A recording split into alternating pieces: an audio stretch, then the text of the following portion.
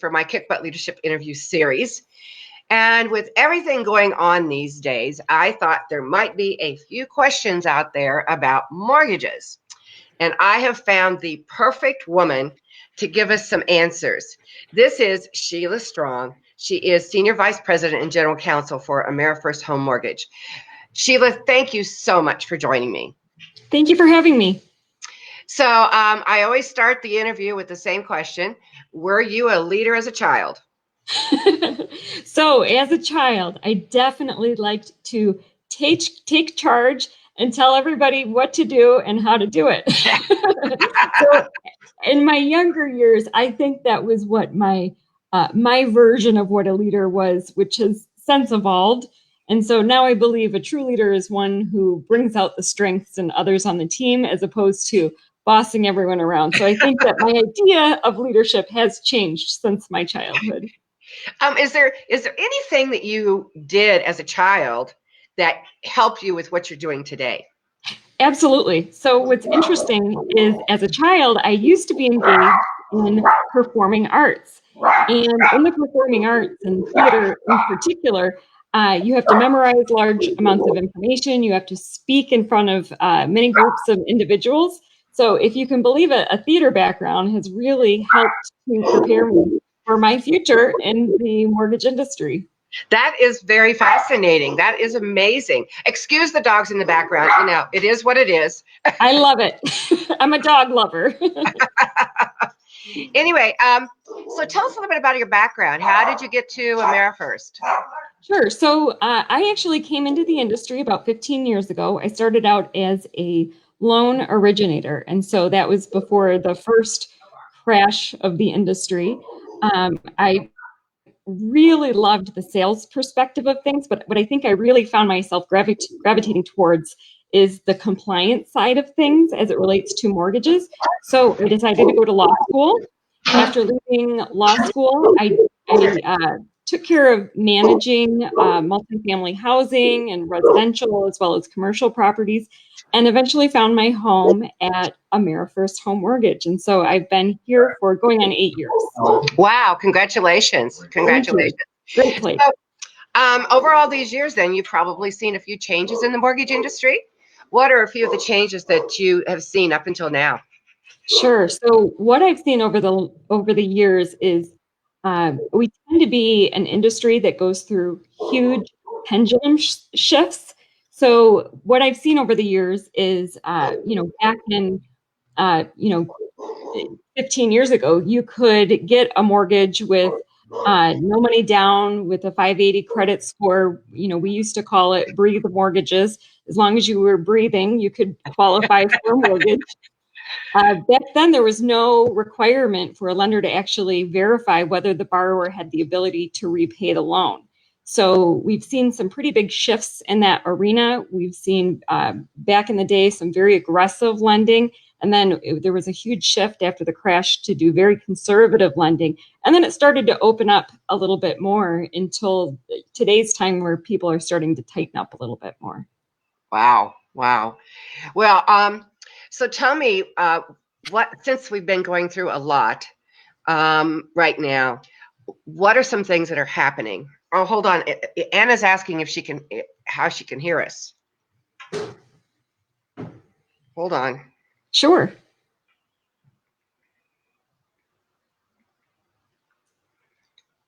Hold on one second. I apologize. I think no maybe problem. I need to change one thing here. Hold on.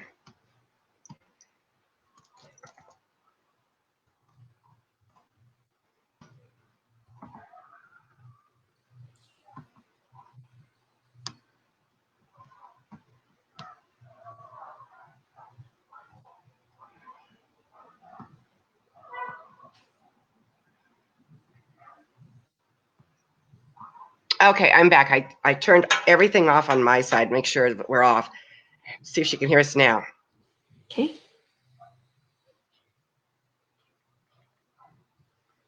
All good, she says. Okay. All right. Perfect. So let's go back and start that question over again.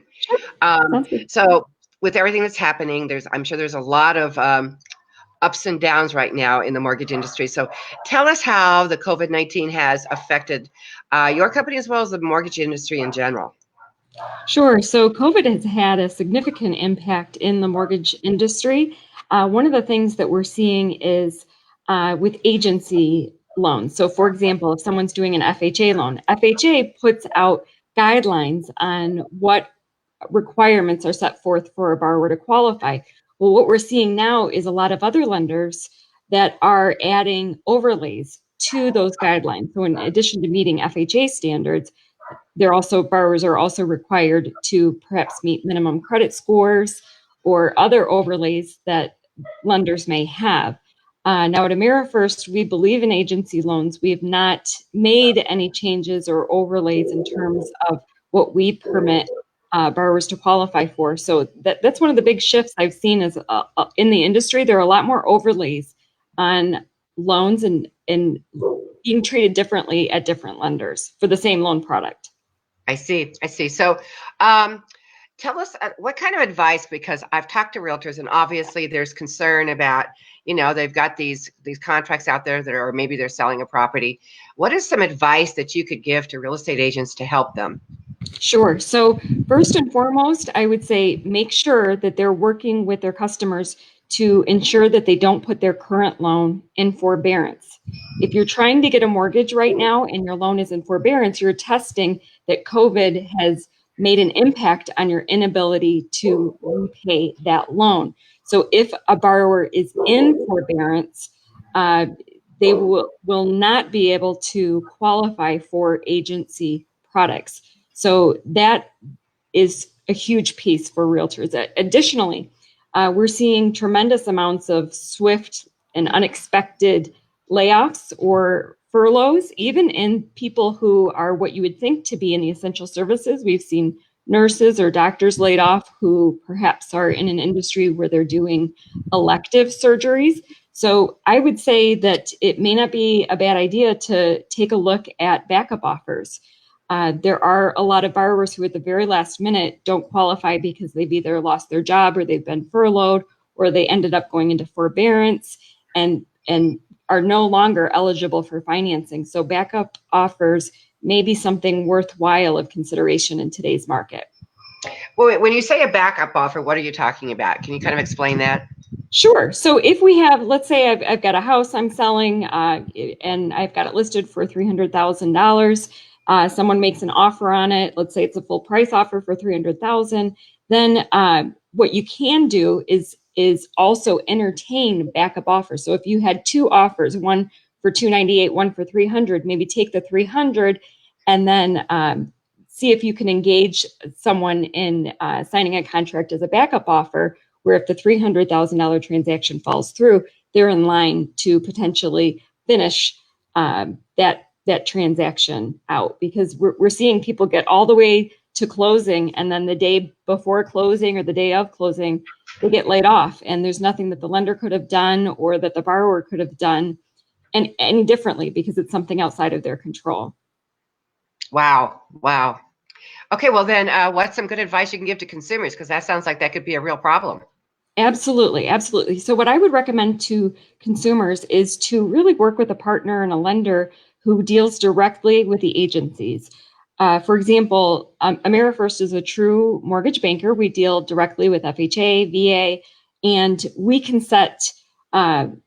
follow the guidelines that they put forth letter for letter without having to subject ourselves to a different situation. For example, if you have a broker who is brokering a loan to another lender, they may have to follow their own guidelines, the FHA guidelines, and the lender that they're brokering the loan to. So I would find out for borrowers should really find out if they're working with a lender who works directly with the agencies or whether there is someone in between their lender and the agencies who acts kind of as the middleman, because that can add unexpected delays. There could be overlays that they don't know about.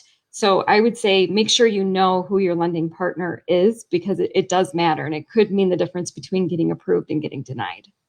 That is excellent, excellent advice. I mean, that's something I think is really important right now to pay attention to. So you've told us a tiny bit about AmeriFirst. Tell us a little bit more.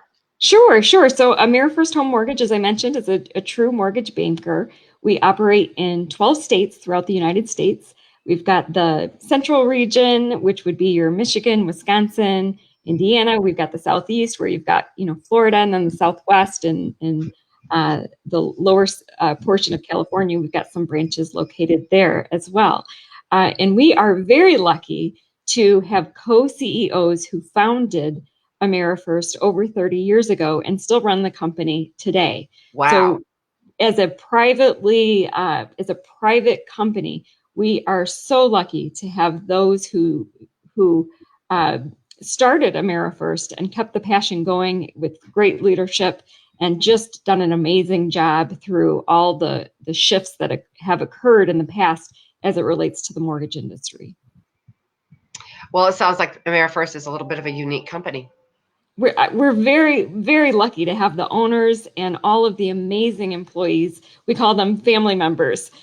We just have some of the best out there in the industry, and we're so grateful for everyone. Our mission is to make a meaningful difference in the lives of others, and we certainly can do that by helping people achieve the dream of home ownership. Well, it's definitely, this time right now is definitely time that's needed to be able to pull together, and as a company or as an individual that has a brokerage off or a real estate office or a consumer, because we're all in this together. And what do you think once we are no longer self-contained, and I don't know if you are at this point or not, because some states have opened up, but what do you think is going to happen with the real estate industry as a whole? So that's interesting. I think that right before we went into COVID, there was certainly not very much inventory on the market. And so there were a lot of people who were approved for financing, but just couldn't find a house. And I think that what we're going to see after COVID, there's going to be a lot of pent up demand, hopefully, where people will need to relocate for jobs. People may start listing their homes. You never know what's going to happen, but I think that people who've been wanting to move and just haven't taken the plunge to actually do it will know once the market opens up, now's the time, because you never know if we're going to have another, heaven forbid, we have another wave of COVID-19 or something similar to that. I think people are going to feel like they really need to make the move. And so we might have some more inventory opening up and people taking the plunge to take on new jobs, to relocate. I think it's really making people think about what's important to them, maybe moving closer towards family members. So it'll be an interesting time for sure. I think one of the things that's going to come out of this is because I talked to a lot of professionals where they're sharing their house with their spouse. And I heard about a woman the other day that she was having this conference meeting on Zoom, but she was in the bathroom because her kids were in schooling, and so they were listening, and her husband was in the other room. So she was in the bathroom because it was the only quiet space she could find to be able to be on this conference. Yeah. And so I think you're going to see a lot of people saying, okay, I need a house that has dual studios or dual dens or something where we can, if this happens again. And also I think more people are going to be more comfortable working at home. So I think you're going to see what kind of home people are looking for change just a little bit. So yeah, I appreciate your input on that.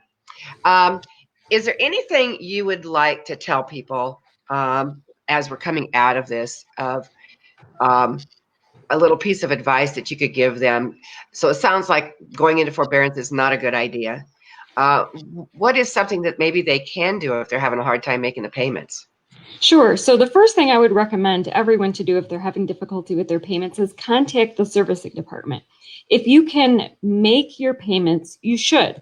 If you're having challenges, though, call your mortgage loan servicer.